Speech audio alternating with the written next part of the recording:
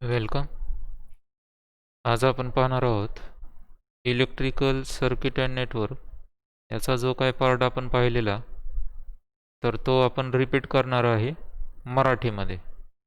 Okay. त्याच्यामध्ये first जो part आहे तो आहे फेजर डायग्राम. ओके. तर फेजर डायग्राम कशी काढायची हे माहिती घ्यायच्या अगोदर फेज डिफरन्स काय असतो ते पाहिलं पाहिजे. तर त्यासाठी इथं डायग्राम दिलेले आहे. याच्यामध्ये व्होल्टेज ही जी काही ब्ल्यू लाईन आहे ते व्होल्टेज दाखवलेलं आहे आणि हा करंट ब्राऊन जी लाईन आहे तो करंट दाखवलेला आहे. ओके. व्होल्टेज आणि करंट दोन्हीच्या वेव्हफॉर्म दाखवलेले. आता एक लक्षात ठेवा, ज्यावेळेस आपण म्हणतो फेज डिफरन्स दोन वेव्हफॉर्ममधला त्यावेळेस त्या वेव्हफॉर्म या सेम फ्रिक्वेन्सीच्या असतात. म्हणजेच ही जी हाफ सायकल आहे ती कंप्लीट होण्यासाठी ह्या व्होल्टेजला जेवढा वेळ लागला आहे तेवढीच ही करंटची ही हाफ सायकल इथून चालू झाली, इथून इथपर्यंत संपली half cycle, positive half cycle. तर करंटला पण तेवढाच वेळ लागणार आहे. ओके.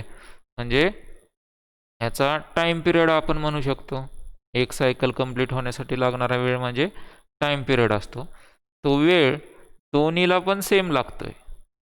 आता हे आपण कुठून स्टार्ट करणार? व्होल्टेज इथून, म्हणजे इथून व्होल्टेजला हे सायकल कंप्लीट होईपर्यंत इथपर्यंत जेवढा वेळ लागला असेल तेवढाच वेळ करंटला पण लागणार. इथून इथून ही half cycle positive half cycle complete झाली, ही निगेटिव्ह चालू झाली, निगेटिव्ह हाफ सायकल कंप्लीट झाली. म्हणजे काय झालं? पूर्ण सायकल कंप्लीट झाली. पूर्ण सायकल कंप्लीट करण्यासाठी दोन्हीला लागणारा वेळ सेम असणार आहे, म्हणजेच टाईम पिरियड सेम असणार आहे, फ्रिक्वेन्सी सेम असणार आहे. हे लक्षात ठेवा. आता फेज डिफरन्स. फेज डिफरन्स म्हणजे काय? तर हा जो झिरो क्रॉस ओव्हर पॉईंट आहे, म्हणजे जिथून ही वेव्हफॉर्म झिरो क्रॉस करते. आता झिरो क्रॉस ओव्हर पॉईंट दोन असतात. एक झिरो क्रॉस करून ती वेव्हफॉर्म कुठं जाते? पॉझिटिव्ह हाफ सायकलला. आणि दुसरे जे असते त्याच्यामध्ये हा पण झिरो क्रॉस ओव्हर पॉईंटच आहे, पण ह्याच्यामध्ये ती वेव्हफॉर्म कुठं जाते? निगेटिव्हमध्ये जाते. ओके. मग आपण काय करायचं? दोन्ही वेव्हफॉर्मचा same zero cross over point compare करायचा. आता हा व्होल्टेजचा झिरो क्रॉस ओव्हर पॉईंट ज्याच्यामध्ये व्होल्टेज पॉझिटिव्ह सायकलमध्ये जात आहे, आणि हा करंटचा झिरो क्रॉस ओव्हर पॉईंट ज्याच्यानंतर करंट पॉझिटिव्ह हाफ सायकलमध्ये जातोय. ओके. मग हे दोन्ही जर पॉईंट आपण कम्पेअर केलं म्हणजे इथून इथपर्यंत, तर ह्या दोन्हीमध्ये जो काय अँगलचा डिफरन्स असेल तो काय झाला? दोन वेव्हफॉर्ममधला फेज डिफरन्स झाला.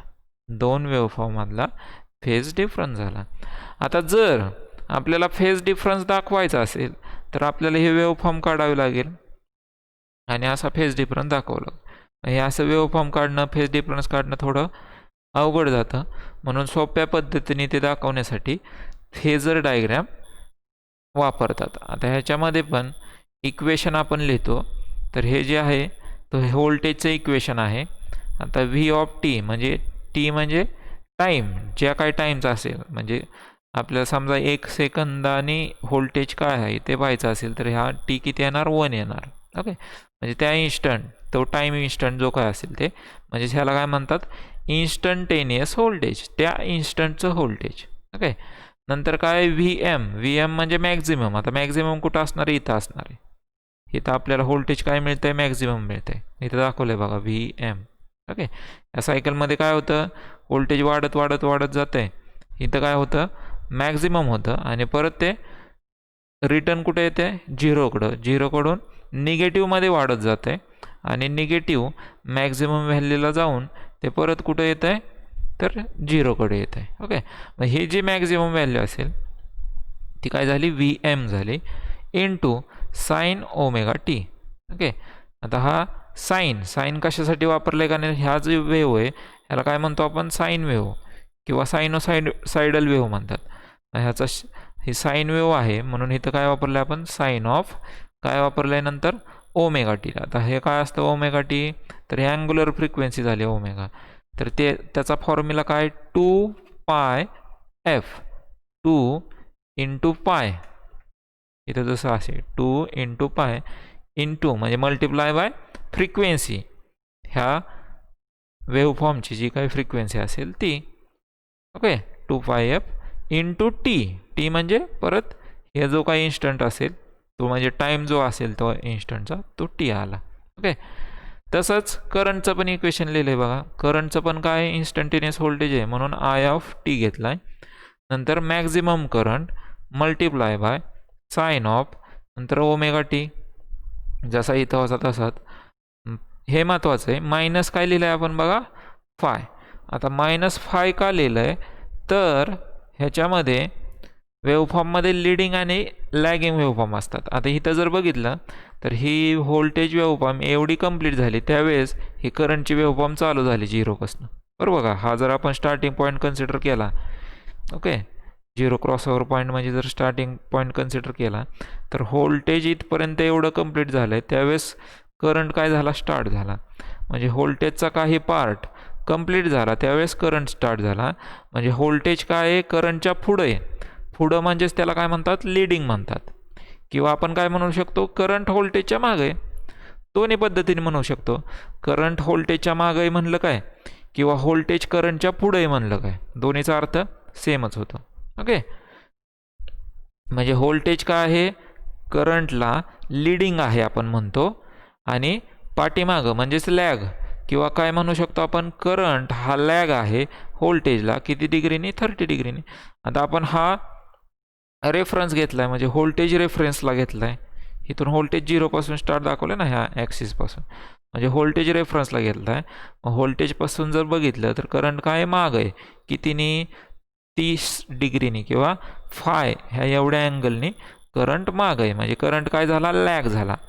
ज्यावेळेस एखादी क्वांटिटी लॅग असतोय त्यावेळेस आपण तिथं मायनस साईन लिहितो. करंट काय लॅग आहे व्होल्टेजला म्हणून आपण इथं मायनस साईन लिहिलेलं आहे. आणि नंतर मायनस ऑफ काय घेतला फाय म्हणजे जो काय अँगल असेल, म्हणजे इथं आपण काय लिहू शकतो 30 लिहू शकतो इथं. ओके, 30 डिग्रीनी लॅग आहे म्हणून जे काय असेल डिग्री 30 असेल 40 असेल. ओके, कळलं. फेज डिफरन्स आणि काय असतं लीडिंग लॅगिंग फेज डिफरन्स असतो. ओके, लीड म्हणजे काय पुढं आणि लॅगिंग म्हणजे काय पाठीमागं. जो वेव्हफॉर्म पुढं आहे त्याला काय म्हणतो आपण लीडिंग वेव्हफॉर्म, जो वेव्हफॉर्म पाठीमागं आहे त्याला काय म्हणतो आपण लॅगिंग वेव्हफॉर्म म्हणतो. ओके, आता बघा फेजर डायग्राम. आता हे जर आपल्याला दाखवायचं असेल तर असं दाखवणं वेव्हफॉर्म काढणं अवघड असतं, म्हणून हीच वेव्हफॉर्म कशाने दाखवतात फेजर डायग्रामने दाखवतात. फेजर डायग्राममध्ये बघा काय आहे डेफिनेशन बघा, graphical way of representing magnitude and directional relationship between 2 or more alternating quantity. Okay, 2 किंवा त्यापेक्षा जास्त. आता ह्या वेव्हफॉर्मची ही फेजर डायग्राम आहे बघा. ह्याच्यामध्ये आपण रेफरन्स काय घेतला आहे व्होल्टेज, म्हणून व्होल्टेज कुठे दाखवले ही 0 डिग्री. आपण काय घेतले पहिले एक लाईन घेतली रेफरन्स ॲक्सिस, आणि त्याच्यावरती काय घेतलं इथं रेफरन्स ॲक्सिस वरती व्होल्टेज घेतलं आहे, म्हणजे व्होल्टेज झालं रेफरन्स. मग व्होल्टेजपासून जर पाहिलं तर करंट काय आहे त्याला लॅग आहे. आता फेजर डायग्राम काढताना जे काय लॅगिंग आहे ते कुठं काढायचं खालच्या बाजूने, आणि जे काय लीडिंग आहे ते कुठं दाखवायचं वरच्या बाजूने.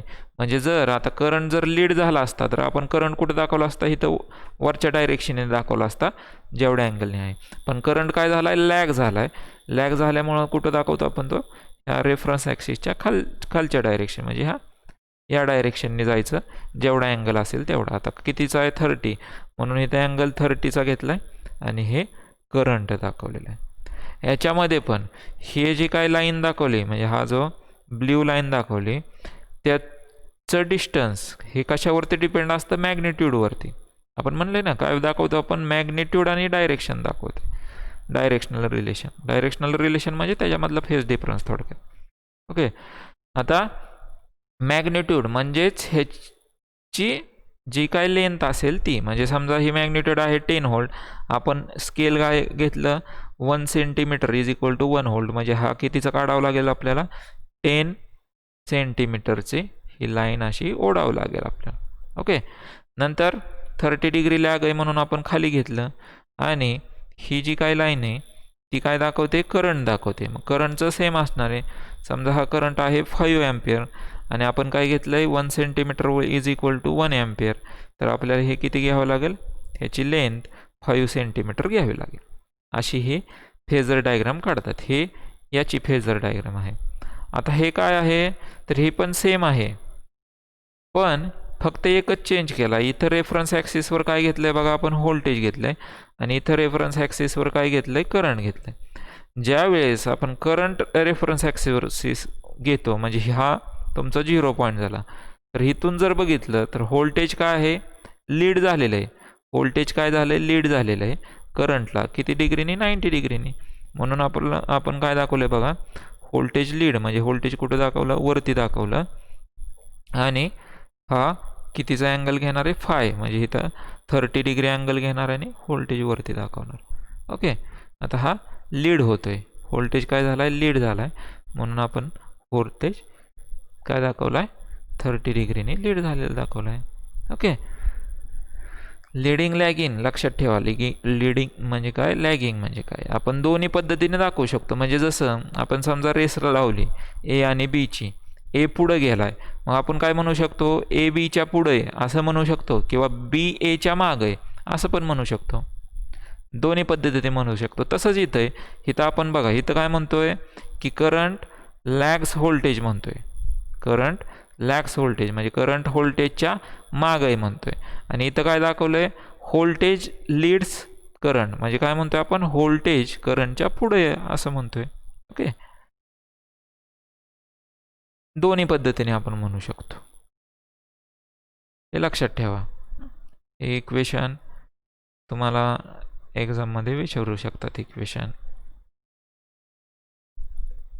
नेक्स्ट बघा, नेक्स्ट पॉईंट आहे reactance and impedance. Okay, reactance काय असतो, reactance defined as opposition offered to flow of AC current by either inductor or capacitor. Okay, inductor कशाने दाखवतात, एलने इंडिकेट करतात आणि कॅपॅसिटर कशाने दाखवतात, सीने इंडिकेट करतात.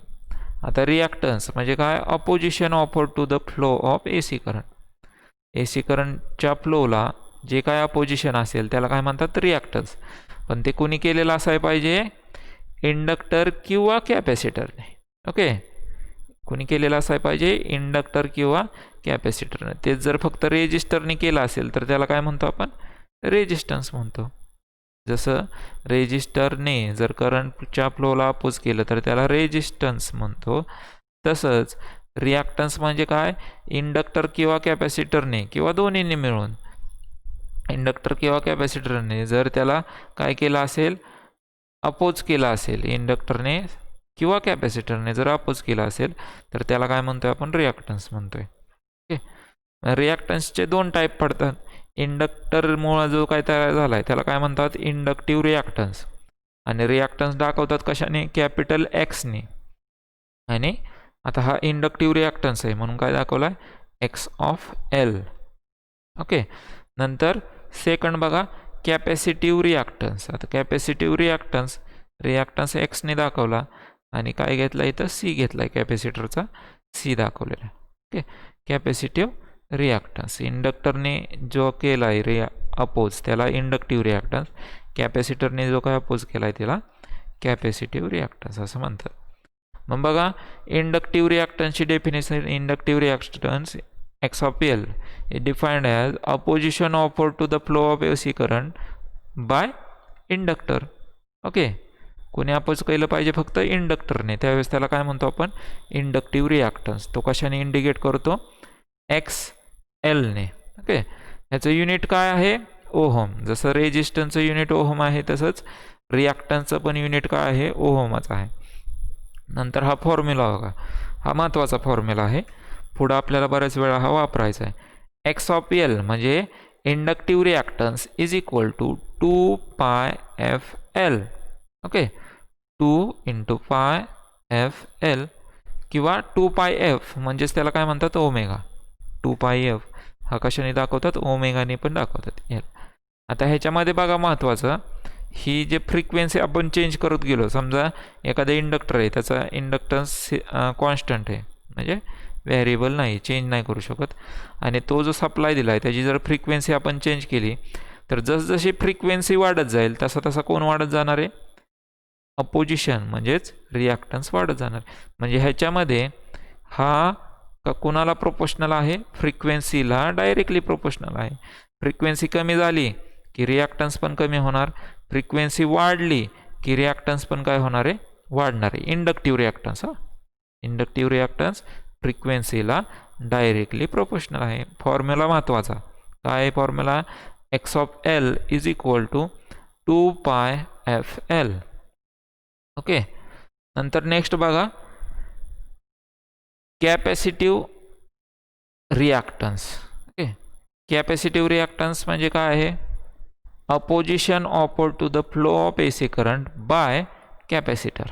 Okay, opposition offered to the flow of AC current by capacitor C, आणि त्याचं युनिट काय आहे, ओहमच आहे, कारण हा पण ऑपोजिशन आहे, हे पण ऑपोजिशन आहे, आणि रेजिस्टन्स पण काय आहे, अपोजिशनच आहे करंटला, म्हणून तिन्हीचा पण युनिट काय आहे, ओहमच आहे.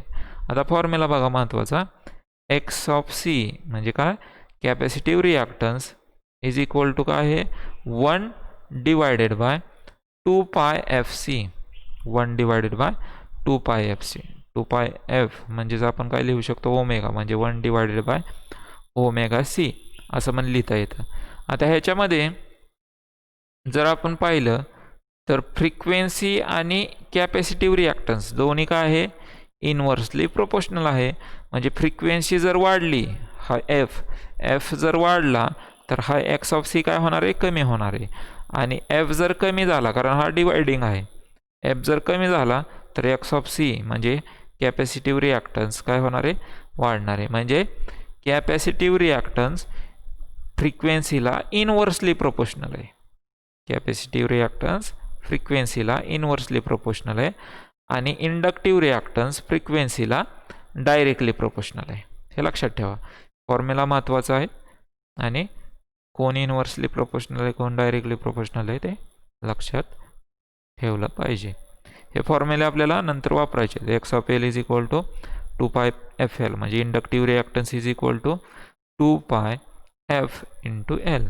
एफ म्हणजे काय आहे, फ्रिक्वेन्सी, एल म्हणजे काय आहे, इंडक्टन्स, इंडक्टरचा जो काय इंडक्टन्स असेल तो. इथं काय, एफ फ्रिक्वेन्सी, सी म्हणजे काय, कॅपॅसिटन्स. ओके,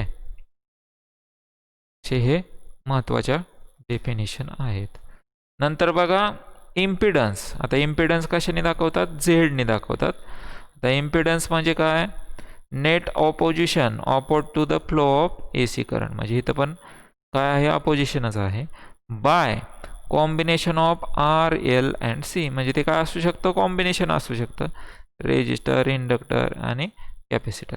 आता इम्पिडन्स हा कोणाचा असतो, पूर्ण सर्किटचा, ज्याच्यामध्ये रेजिस्टर, इंडक्टर आणि कॅपॅसिटर आहेत असे. ओके, आता ह्याच्यामध्ये बघा, ह्याचं पण युनिट काय आहे, ओहमच आहे, आणि हा जो इम्पिडन्स आहे तो दोन फॉर्ममध्ये दाखवतात, पोलार फॉर्म आणि रेक्टँग्युलर फॉर्म.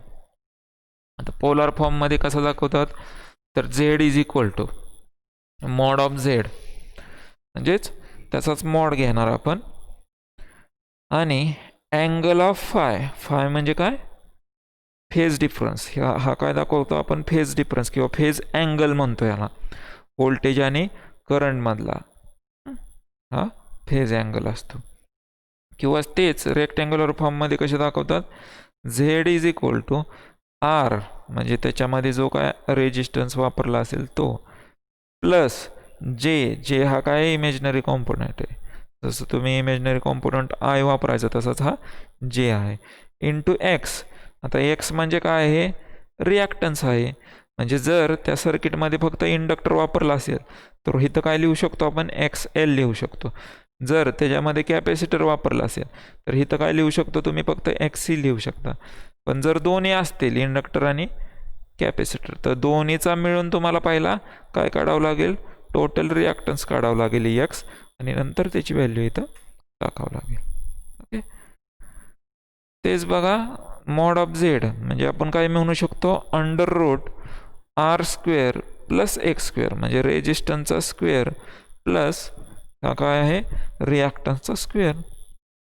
नंतर अँगल फाय बघा काय, phi is equal to tan inverse X divided by R म्हणजे reactance divided by resistance. Okay, फॉर्म्युले महत्त्वाचे. इम्पिडन्स म्हणजे काय, सर्किटला अपोजिशन, सर्किटमध्ये अपोजिशन केलं आहे कशाला, ए सी करंटला. कुणी तर combination of R L C यांनी, त्याला काय म्हणतो आपण, इम्पिडन्स म्हणतोय. तो कशाने दाखवतोय, झेडने. युनिट काय त्याचं, ओहमच आहे. बघा काय काय बघितलं आपण, इंडक्टिव्ह रिॲक्टन्स बघितला, कॅपॅसिटिव्ह रिॲक्टन्स बघितला आणि इम्पिडन्स बघितला. तिन्हीला पण युनिट हे काय आहे, ओहमच आहे. कारण तिन्ही पण काय आहे, opposition to the A C करंटच आहे, करंटचं अपोजिशनच आहे, म्हणून ते ओहमच आहे. तसंच रेजिस्टन्सला पण काय असतं युनिट, ओहमच आहे. म्हणजे चार गोष्टींचं युनिट सेमच आहे, resistance, inductive reactance, capacitive reactance आणि इम्पिडन्स, ह्या सगळ्यांचं युनिट एकच आहे, ते म्हणजे ओहम. ओके, नेक्स्ट बघा, जर प्युअर फॉर्ममध्ये असेल तर कसं असते त्याच्या व्हॅल्यू आपण पाहू. रेजिस्टर आहे बघा, रेजिस्टर दाखवला आहे, त्याचा सिम्बॉल दाखवला आहे हा रेजिस्टरचा. तर त्याचा आर रेजिस्टर म्हणजे प्युअर रेजिस्टर जर असेल तर त्याच्यामध्ये काय म्हणलं आपण, 100 ओहमचा जर रेजिस्टर असेल तर रिॲक्टन्स किती असणार आहे, 0 असणार आहे. नंतर झेड म्हणजे त्याचं इम्पिडन्स, इम्पिडन्स पण का डायरेक्ट काय असणार आहे, जेवढा रेजिस्टन्स आहे तेवढाच असणार आहे. आणि अँगल, फेज अँगल काय असणार आहे, 0 असणार आहे. 0 का असणार आहे, तर ह्याच्यामध्ये व्होल्टेज आणि करंट रेजिस्टरमधून फ्लो होत असताना दोन्हीमध्ये फेज डिफरन्स येत नाही किंवा दोन्हीमध्ये कुठला फेज अँगल तयार होत नाही, म्हणून हा अँगल 0 दाखवला आहे. नंतर बघा इंडक्टर, इंडक्टरचं काय दाखवलं आहे, 100 मिली हेनरी, हेनरी हे काय आहे, इंडक्टन्सचं युनिट आहे. ते कशामध्ये दाखवलं आहे, 100 मिली हेनरी. ओके, आणि त्याला जर फ्रिक्वेन्सी असेल, कारण इंडक्टिव्ह रिॲक्टन्सवर फ्रिक्वेन्सीचा इफेक्ट होतो, म्हणून इथं फ्रिक्वेन्सी पण घेतलेली आहे. याच्यामध्ये आपण फ्रिक्वेन्सी घेतलेली नाही कारण त्याचा इफेक्ट ह्याच्यावरती होत नाही. तर इथं काय असणार आहे बघा, प्युअर जर असेल तर त्याच्यामध्ये रेजिस्टन्स नसणार आहे. इंडक्टन्स कुठला असणार आहे, इंडक्टिव्ह रिॲक्टन्स कुठला असणार आहे, इंडक्टिव्ह रिॲक्टन्स जो 100 ओहम आहे. आणि झेड, झेड जर बघितला तर त्याच्यामध्ये काय नसणार, आर नसणार. आणि हा जो आहे एक्स तो किती आला, 100 आला. पण इथं अँगल जो आहे तो किती आहे बघा, पॉझिटिव्ह 90 डिग्रीचा आहे. तसंच कॅपॅसिटर इथं घेतला आहे. कॅपॅसिटर जर प्युअर असेल तो कितीचा दाखवला आहे, 10 मायक्रोफॅरेड. फॅरेड हे कशाचं युनिट आहे, कॅपॅसिटन्सचं युनिट आहे. त्याला फ्रिक्वेन्सी जर आपण कन्सिडर केली 159.15 तर रेजिस्टन्स तिथं काय असणार आहे, जर प्युअर फक्त कॅपॅसिटर असेल तर त्याचा रेजिस्टन्स 0 असणार आहे. कॅपॅसिटिव्ह रिॲक्टन्स किती असणार आहे, 100 म्हणजे हा काय आहे, XC आहे. नंतर झेड किती असणार आहे, म्हणजे काय इम्पिडन्स, इम्पिडन्स किती असणार आहे, 100च असणार आहे. फक्त अँगल ह्याचं काय दाखवणार आहे, 90 डिग्री अँगल असणार आहे. ओके, म्हणजे दोन्हीमध्ये काय डिफरन्स आहे, तर अँगलमध्ये. इथं पॉझिटिव्ह आणि इथं काय आहे, निगेटिव्ह आहे. ओके, नेक्स्ट बघा, प्युअर जर रेजिस्टन्स असेल किंवा प्युअर रेजिस्टन्स AC सर्किट जर असेल म्हणजे काय, फक्त सर्किटमध्ये आपण रेजिस्टर जोडला आणि त्याला सप्लाय दिला आहे, त्याला काय म्हणतात, प्युअर रेजिस्टन्स AC सर्किट म्हणतात. तर इथं डायग्राम दाखवली बघा, इथं काय दाखवलं आहे, AC सप्लाय दिला आहे. कशा थ्रू दिला आहे, या स्विच थ्रू दिलेला आहे. आणि त्याच्यानंतर काय कनेक्ट केलं आहे, तर रेजिस्टर कनेक्ट केला आहे. आता हा जो रेजिस्टर आहे त्याच्या अक्रॉसचं व्होल्टेज कशाने दाखवलं आहे, VR म्हणजे व्होल्टेज अक्रॉस रेजिस्टर. इथून फ्लो होणारा करंट म्हणजे काय आहे, IT. आणि इथं काय टाकलेलं आहे, एक स्विच आहे, स्विच फक्त ऑन ऑफसाठी आहे. ओके, नंतर हा सप्लाय, सप्लाय कशाने दाखवला आहे, VT. आता ह्याच्यामध्ये करंट म्हणजेच काय असतो, व्होल्टेज डिवायडेड बाय रेजिस्टन्स, म्हणून इथं व्होल्टेज आणि रेजिस्टन्सवरून करंट आपण काढू शकतो, किंवा व्होल्टेज अक्रॉस रेजिस्टन्स म्हणजेच काय, करंट मल्टिप्लाय बाय रेजिस्टन्स, इथून फ्लो होणारा करंट मल्टिप्लाय बाय हा रेजिस्टन्स म्हणजेच काय, याच्या अक्रॉसचं व्होल्टेज असणार आहे व्ही आर. आता इथं बघा डायग्राम दाखवली त्याची वेव्हफॉर्म, ज्याच्यामध्ये हा जास्त ॲम्प्लिट्यूडचा व्होल्टेज आहे आणि कमी ॲम्प्लिट्यूडचा हा करंट आहे. आता ह्याच्यामध्ये हे जर पॉईंट बघितलं तर झिरो क्रॉस ओव्हर पॉईंट दोन्ही वेव्हफॉर्मचे एकच आहेत, झिरो क्रॉस ओव्हर पॉईंट एकच आहेत, म्हणजे ह्याच्यामध्ये कोणताही फेज डिफरन्स नाही आहे, किंवा फेज डिफरन्स झिरो आहे. फेज डिफरन्स झिरो असेल म्हणजे तो जो अँगल दाखवत होतो आपण फाय, तो काय झाला, 0 डिग्री झाला. त्यामुळे इक्वेशन बघा कसं लिहिलं आहे आता, व्ही आर ऑफ टी म्हणजे इथलं व्होल्टेज ते काय लिहिलं आहे, R I M sine omega T, किंवा हे काय लिहू शकता तुम्ही, V M R into I M म्हणजेच व्ही एम, इथं जे काय मॅक्झिमम व्होल्टेज असेल V M sine omega T असं लिहू शकता तुम्ही. नंतर बघा आय आर ऑफ टी म्हणजे करंट, इन्स्टंटेनियस करंट म्हणजे काय, I M sine omega T. Okay, म्हणजे दोन्ही हे इक्वेशन असे आपण लिहू शकतो. इथं काय दाखवलं आहे, टाइम पिरियड दाखवलं आहे, एक सायकल कंप्लीट होण्यासाठी लागणारा वेळ म्हणजे किती, कशाने दाखवतो आपण, टाइम पिरियड जो सेकंदमध्ये मोजतो, इज इक्वल टू काय असतं, 1 डिवायडेड बाय फ्रिक्वेन्सी. ओके, म्हणजे जेवढा जास्त टाइम पिरियड तेवढी फ्रिक्वेन्सी कमी, जेवढी जास्त फ्रिक्वेन्सी तेवढा टाइम पिरियड कमी, दोन्ही एकमेकाला इनव्हर्स आहे. आता ही याची फेजर डायग्राम. आता फेजर डायग्राममध्ये बघा काय दाखवलं आपण, व्होल्टेज आणि करंट एकाच लाईनवरती दाखवले. एका लाईनवरती काय दाखवलेत तर दोन्हीमध्ये फेज डिफरन्स म्हणजे जो आपण अँगल दाखवत होतो तोच झिरो आहे. तो झिरो असल्यामुळे दोन्ही पण आपल्याला काय दाखवावं लागेल, एकावरती एक दाखवावं लागतील. ह्याची लेंथ किती असणार आहे, जेवढा व्ही आर असेल तेवढा, ह्याची लेंथ किती असणार आहे, आय आर असेल तेवढा. म्हणजे असं प्युअर रेजिस्टन्सचं ए सी सर्किट आहे.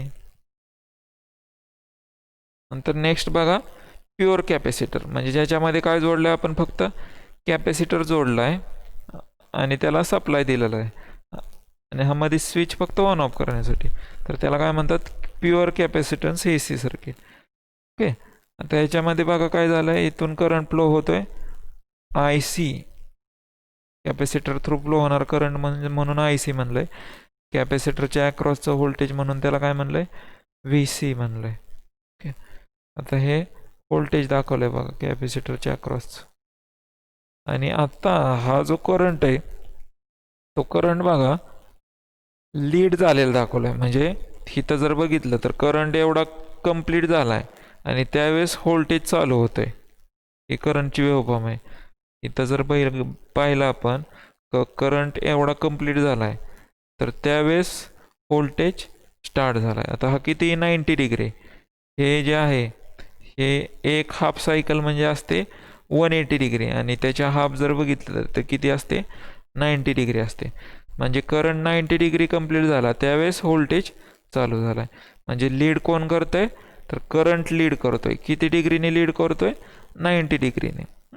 व्हॅल्यू 90च असते कशासाठी प्युअर कॅपॅसिटरसाठी. फक्त प्युअर जर कॅपॅसिटर असेल तर करंट आणि व्होल्टेजमधला फेज डिफरन्स किती असतो 90.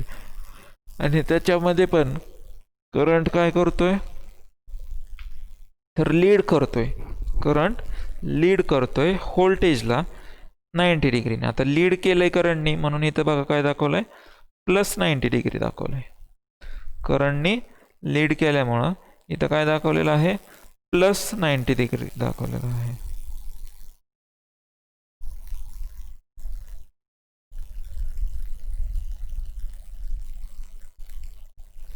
नेक्स्ट बघा त्याच्यामध्येच फेजर डायग्राम कशी दाखवणार त्याची. व्होल्टेज जर रेफरन्सला घेतला तर करंट लीड झाला आहे म्हणून करंट काय दाखवणार आपण ह्या अपवर्ड डायरेक्शनला दाखवणार, म्हणजे वरच्या डायरेक्शनला दाखवू, इथून 90 डिग्री वरती. ओके, हा असं आपण करंट दाखवू शकतो. म्हणजे हे झाली त्याची फेजर डायग्रॅम, ही झाली सर्किट डायग्रॅम. ह्याला काय म्हणतात? सर्किट डायग्रॅम म्हणतात. ह्या काय झाला? Wave form. हे काय आहे? Phasor diagram. आणि हे त्याचे इक्वेशन्स आहेत. ओके. नंतर नेक्स्ट बघा, प्युअर इंडक्टन्स. प्युअर इंडक्टन्स जर असेल, आता इंडक्टर कशाने दाखवतात? असं कॉईल सारखा दाखवतात. एलने इंडिकेट करतात इंडक्टर, आणि इंडक्टरच्या अक्रॉसचं व्होल्टेज कशाने दाखवलंय बघा? VL ने. इंडक्टर थ्रू फ्लो होतोय करंट, म्हणून त्याला काय म्हणलंय? IL म्हणलेलं आहे. Okay. Supply V of T दिले. आता इथं बघा, इथं हा जो व्होल्टेज आहे तो 90 डिग्री कंप्लीट झालाय करंट स्टार्ट व्हायच्या पहिलेच. म्हणजे करंट ज्यावेळेस 0ला आहे त्यावेळेसच व्होल्टेजचे 90 डिग्री कंप्लीट झालेले. म्हणजे व्होल्टेज काय आहे आता? लीड किंवा व्होल्टेज लीड्स करंट म्हणू शकतो आपण. ओके. व्होल्टेज लिडिंग आहे किंवा व्होल्टेज लीड्स करंट म्हणू शकतो. आणि किती डिग्रीनं आहे? 90 डिग्रीने. ओके. प्युअर जर इंडक्टन्स सर्किट असेल तर त्याच्यामध्ये व्होल्टेज लीड करतो. कितीने लीड करतो? 90 डिग्रीने लीड करतो. हे लक्षात ठेवा. त्यामुळेच इक्वेशन असं लिहिलं आहे, VM sin omega T plus 90 degree. Plus कशासाठी? लीडसाठी. आणि इथं जेवढा अँगल असेल तेवढा. इथं अँगल आता किती? 90 डिग्री, म्हणून इथं काय लिहिलं आहे? 90 डिग्री लिहिलं आहे. नंतर IL म्हणजे करंट, हा जो इंडक्टरचा तो किती आहे? Im sin ओमेगा टी एवढा आहे. नेक्स्ट बघा, ह्याची फेजर डायग्राम. आता फेजर डायग्राममध्ये काय दाखवायला पाहिजे? व्होल्टेज लीड झालेलं. मग इथं रेफरन्सला करंट घेतला आहे, इथं रेफरन्सला करंट घेतला आहे, म्हणून व्होल्टेज काय दाखवलं आहे? इकडे दाखवलं आहे. व्होल्टेज 90 डिग्रीने लीड केलेलं दाखवलं आहे. तेच जर व्होल्टेज आपण रेफरन्सला घेतलं असतं तर व्होल्टेज इथं दाखवावं लागलं असतं, आणि करंट आपल्याला इकडं खालच्या बाजूने दाखवलं. जसं रेफरन्स घेऊ त्यानुसार. इथं रेफरन्स करंट घेतला आहे म्हणून आपल्याला व्होल्टेज 90 डिग्रीने लीड दाखवावं लागलं. जर व्होल्टेज रेफरन्सला घेतला असता तर करंट 90 डिग्रीने लॅग दाखवावं लागलं असतं फेजर डायग्राममध्ये. ओके. म्हणजे हा झाला प्युअर इंडक्टर. आता हे लक्षात कसं ठेवायचं? तर त्यासाठी सिव्हिल हा जो वर्ड आहे, सिव्हिल आपली जी इंजिनिअरिंगची एक ब्रांच आहे. ओके. सिव्हिल. तर सिव्हिल ह्या वर्डवरनं आपण लक्षात ठेवू शकतो. जसं त्याच्यामध्ये CIV, तर C म्हणजे काय? कॅपॅसिटर. I म्हणजे काय? करंट. आणि V म्हणजे काय? व्होल्टेज. मग काय म्हणू शकतो आपण? In capacitor current leads voltage. Current काय करतोय? लीड करतोय. कुणाला लीड करतोय? व्होल्टेजला. ओके. हे पहिले 3 झाले, म्हणजे 3 कॅरेक्टर त्या सिव्हिलमधले CIV. आणि लास्टचे जर 3 वापरले आपण VIL, तर आपण काय म्हणू शकतो? व्होल्टेज, I म्हणजे करंट, आणि L म्हणजे इंडक्टर. आणि ह्याचं सेंटेन्स काय तयार होतंय बघा? Voltage leads current. Okay. Voltage leads current in inductor. Okay. म्हणजे असं आपण लक्षात ठेवू शकतो. CIV म्हणजे काय? In capacitor current leads voltage. आणि VIL म्हणजे काय? Voltage leads current in inductor. Okay. ह्या पद्धतीने आपण काय लक्षात ठेवू शकतो? करंट लीड करतोय का व्होल्टेज लीड करतोय, असं आपण लक्षात ठेवू शकतो. नेक्स्ट बघा, महत्त्वाचा आहे point, impedance triangle. Okay. Impedance triangle. आता इम्पिडन्स ट्रायंगलमध्ये काय काय असतं? तर रेजिस्टन्स, रिॲक्टन्स आणि इम्पिडन्स, या 3 गोष्टी असतात. या 3 गोष्टींचं ग्राफिकल रिलेशन म्हणजेच काय आहे? इम्पिडन्स ट्रायंगल आहे. बघा इथं काय दाखवलं आहे? रेजिस्टन्स. नंतर हा रिॲक्टन्स दाखवलेला आहे, आणि इकडं म्हणजे दोन्हीचा रिझल्टिंग काय असणार आहे? Z असणार आहे. जसं आपण पायथागोरस थेरमनुसार हे काढू शकतो. हा रेक्टँगल जर असे आहे म्हणजे 90 डिग्री इथं अँगल आहे, तर आपल्याला ह्या दोन बाजू जर माहीत असतील म्हणजे R square plus X square घेऊन आपण काय काढू शकतो, झेड स्क्वेअर काढू शकतो. आणि हा जर फक्त झेड पाहिजे असेल तर हा फॉर्म्युला काय तयार होणार, Z is equal to under root R square plus X square, जो आपण पाहिलेला आहे formula, Z is equal to under root R square plus X square.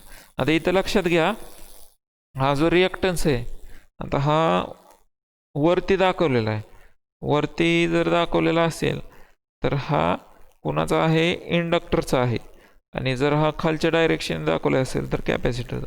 म्हणजे हा जो इम्पिडन्स ट्रायंगल आहे तो कोणाचा आहे, आर एल सर्किटचा आहे, म्हणजे ज्याच्यामध्ये रेजिस्टर आणि इंडक्टर आहेत. कारण जर हा आर सीचा असता तर रेजिस्टरची रेफरन्सला घेतला असता तर हा जो रिॲक्टन्स आहे तो आपल्याला खालच्या डायरेक्शनने दाखवावा लागला असता. ओके. नंतर कॉस ऑफ फाय. आता ह्याच्यावरून हा जो अँगल फाय त्याच्यावरून आपण घेऊ शकतो कॉस ऑफ फाय म्हणजे काय येणार आहे, आर डिवायडेड बाय झेड. नंतर साइन ऑफ फाय काय येणार आहे, एक्स डिवायडेड बाय झेड.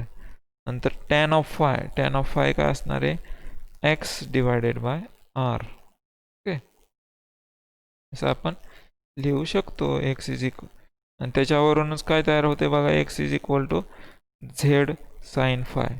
ह्याच्यावरून X is equal to Z इथं मल्टिप्लाय जाणार, झेड साइन फाय. तसंच आर इज इक्वल टू, इथं जर पाहिलं झेड इकडे जर मल्टिप्लाय केला तर काय तयार होतं आहे, R is equal to Z cos phi. Okay, असे फॉर्म्युले तयार होतात, हे जे आपल्याला नंतर वापरायचेत. ओके, काय आहे इम्पिडन्स ट्रायंगल, रेजिस्टन्स, रिॲक्टन्स आणि इम्पिडन्सचं रिलेशन जे आपण ग्राफिकली दाखवतोय. नंतर असतो पॉवर ट्रायंगल. पॉवर ट्रायंगलमध्ये काय असतात, 3 पॉवर्स असतात, रिअल पॉवर किंवा त्याला काय म्हणतात ट्रू पॉवर, नंतर रिॲक्टिव्ह पॉवर आणि ॲपरंट पॉवर. आता 3 पॉवर बघा, रिअल पॉवर कशाने इंडिकेट करतात, पीने, त्याचं युनिट काय आहे, वॅट. नंतर रिॲक्टिव्ह पॉवर कशाने इंडिकेट करतात, क्यू ह्या लेटरने, आणि त्याचं युनिट काय आहे, व्होल्ट एम्पियर रिॲक्टिव्ह. आणि नंतर ॲपरंट पॉवर कशाने इंडिकेट करतात, एसने, आणि त्याचं युनिट काय आहे, व्होल्ट एम्पियर. ओके, नंतर हा फाय काय आहे, फेज अँगल आहे, करंट आणि व्होल्टेजमधला. आता याच्यामध्ये हे जे आहे पॉवर पी, त्यासाठी अजून एक फॉर्म्युला आहे, तो काय, आय स्क्वेअर इंटू आर, करंटचा स्क्वेअर मल्टिप्लाय आर जर केलं तर ते पण काय मिळणार आहे तुम्हाला, रिअल पॉवर किंवा ट्रू पॉवर. किंवा हा एक फॉर्म्युला आहे त्याचा, V I cos of phi, आणि तो कशाने दाखवतात, किंवा युनिट काय त्याचं, वॅट. नंतर क्यू म्हणजे काय, रिॲक्टिव्ह पॉवर, जो आपण काय म्हणू शकतो, I square into x. I square म्हणजे करंटचा स्क्वेअर मल्टिप्लाय बाय रिॲक्टन्स, आणि त्याचं युनिट काय आहे, व्होल्ट एम्पियर रिॲक्टिव्ह, हे त्याचं युनिट आहे. नंतर नेक्स्ट आहे एस म्हणजे ॲपरंट पॉवर, जो आय स्क्वेअर इंटू काय आहे, झेड आहे. ओके, म्हणजे आपण काय केलं आहे, हा जो ट्रायंगल पाहिलेला झेड आर आणि एक्स, ह्या ट्रायंगलला तिन्ही बाजूला जर करंटच्या स्क्वेअरने मल्टिप्लाय केलं तर काय तयार होतोय, हा पॉवर ट्रायंगल तयार होतोय बघा, I square R, I square X, आणि हा काय आहे, आय स्क्वेअर झेड. असा हा पॉवर ट्रायंगल. आता याच्यामध्ये ह्या डेफिनेशन विचारतात तुम्हाला एक्झाममध्ये. ॲपरंट पॉवर कशाने इंडिकेट करतोय आपण, एसने. ते काय आहे, it is the product of R M S value of applied voltage and circuit current. Okay, म्हणजे व्होल्टेज आणि करंटचा हा काय आहे, प्रोडक्ट आहे. युनिट काय आहे त्याचं, व्होल्ट ॲम्पियर, किंवा जास्त जर असेल तर कशामध्ये दाखवतात, किलो व्होल्ट ॲम्पियर, म्हणजे VA किंवा KVA, किंवा एकदम जास्त असेल तर mega volt ampere. Apparent power S is equal to काय आहे, V multiply by I, unit volt ampere. नंतर रिअल पॉवर किंवा त्यालाच काय म्हणतो, ट्रू पॉवर और ॲक्टिव्ह पॉवर. तर रिअल पॉवर, ट्रू पॉवर किंवा ॲक्टिव्ह पॉवर याच्यामध्ये बघा, the active power is defined as the average power taken by और कन्झ्युम्ड बाय गिव्हन सर्किट, म्हणजे किंवा दिलेल्या सर्किटने किती पॉवर कन्झ्युम केले, म्हणजेच काय आहे, रिअल पॉवर और ट्रू पॉवर. आता हे जे आहे त्याचा फॉर्म्युला बघा, P is equal to VI cos phi, unit काय आहे, वॅट, म्हणजे वॅटमध्ये जे आपण पॉवर बघतो किंवा जिथं लिहिलेलं असतं वॅट, ती पॉवर कुठली असते, रिअल, ट्रू किंवा त्याला काय म्हणतात, ॲक्टिव्ह पॉवर, जी कशाने दाखवतात, Pने इंडिकेट करतात. आणि त्याचा फॉर्म्युला काय आहे, VI cos of five. Okay. नंतर नेक्स्ट बघा, रिॲक्टिव्ह पॉवर किंवा त्यालाच काय म्हणतात, imaginary power. It is power developed in reactive elements present in the circuit. Okay. Reactive element म्हणजे कुठले, कॅपॅसिटर, इंडक्टर, त्याच्यामध्ये जी काय पॉवर डेव्हलप झाली असेल तिला काय म्हणतात, रिॲक्टिव्ह पॉवर म्हणतात. किंवा त्यालाच काय म्हणू शकतो आपण, reactive power is product of voltage current and sine angle between voltage and current. Voltage current and sine of angle between voltage and current. त्याचं युनिट बघा काय आहे, व्होल्ट ॲम्पियर रिॲक्टिव्ह, असं त्याचं युनिट आहे, VAR, व्होल्ट ॲम्पियर रिॲक्टिव्ह. नंतर next ह्या definition महत्त्वाच्या, काय, ॲपरंट पॉवर म्हणजे काय आहे, व्होल्टेज आणि करंट याचा प्रोडक्ट आहे, जो एसने इंडिकेट करतात, युनिट व्होल्ट ॲम्पियर आहे, VA. P ट्रू पॉवर किंवा रिअल पॉवर किंवा ॲक्टिव्ह पॉवर, हा काय आहे, व्होल्टेज, करंट आणि कॉस ऑफ फाय, आणि त्याची युनिट काय आहे, वॅट. नंतर रिॲक्टिव्ह काय आहे, V into I sine of phi, आणि त्याचं युनिट काय आहे, व्होल्ट ॲम्पियर रिॲक्टिव्ह, असं त्याचं युनिट आहे. ह्या डेफिनेशन एक्झाममध्ये विचारतात, डेफिनेशन तुम्हाला माहिती पाहिजेत.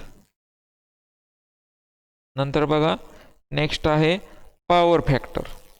तर पॉवर फॅक्टर काय असतं, तर power factor is defined as ratio of real power to apparent power, म्हणजे P डिवायडेड बाय S.